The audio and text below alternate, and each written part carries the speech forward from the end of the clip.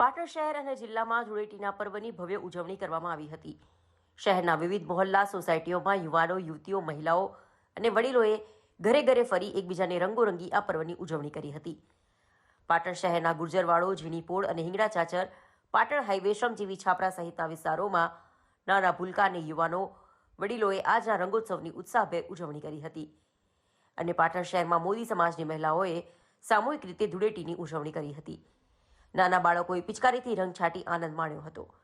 સમગ્ર પાટણ શહેર રંગબેરંગી બની ગયું હતું અને ઠેર ઠેર ઉત્સવભર્યો માહોલ જોવા મળ્યો હતો. પાટણ શહેરના બગવાડા દરવાજા ખાતે ધૂળેટી પર્વની ઉજવણી કરવામાં આવી હતી. આ પ્રસંગે પાટણના ધારાસભ્ય ડોક્ટર કિરીટભાઈ પટેલે પોતાના સમર્થકો અને શહેરના પ્રબુદ્ધ નાગરિકો સાથે ડીજેના તાલે આનંદ માણ્યો હતો. કાર્યક્રમમાં ઉપસ્થિત લોકોએ અબીલ, ગુલાલ અને રંગબેરંગી કલરથી એકબીજાને રંગી ઉત્સવની મજા માણી હતી.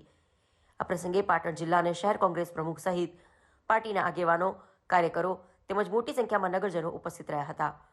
સૌએ સાથે મળી રંગોના તહેવારની ઉજવણી કરી હતી.